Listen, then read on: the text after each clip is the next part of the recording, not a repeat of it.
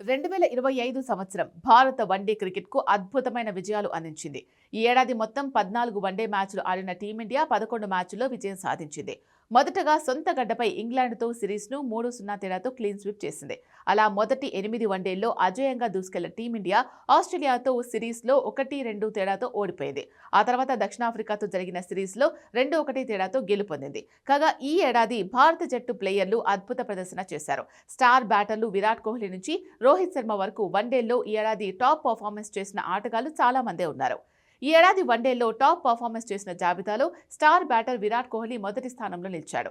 37 ఏళ్ల కింగ్ కోహ్లీ 13 ఇన్నింగ్స్లలో 651 పరుగులు చేశాడు.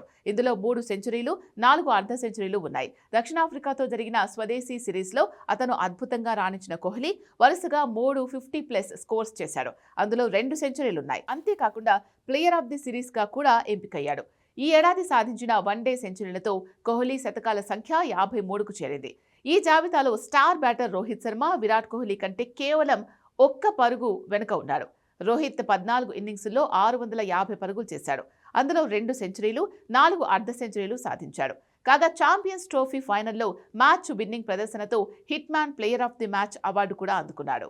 మరో ప్లేయర్ శ్రేయాస్ అయ్యర్ టీమిండియాలో నమ్మకమైన మిడిల్ ఆర్డర్ బ్యాటర్గా నిరూపించుకున్నాడు. శ్రేయాస్ 2025లో మొత్తంలో 11 ఇన్నింగ్స్ల్లో దాదాపు 50 సగటుతో 496 పరుగులు చేసి 3వ స్థానంలో నిలిచాడు. అలాగే శుభ్మన్ గిల్ 2025 అక్టోబర్లో ఆస్ట్రేలియాతో జరిగిన సిరీస్లో కెప్టెన్గా వ్యవహరించాడు. 3 మ్యాచ్ల్లో రెండింట్లో భారత్ ఓటమి పాలైంది.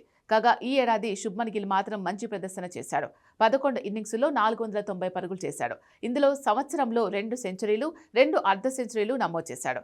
కాగా టాప్ 5 పరుగుల వీరుల్లో కేఎల్ రాహుల్ చివరి స్థానంలో నిలిచాడు. అతడు 14 ఇన్నింగ్స్లో 52.42 సగటుతో 367 పరుగులు చేశాడు.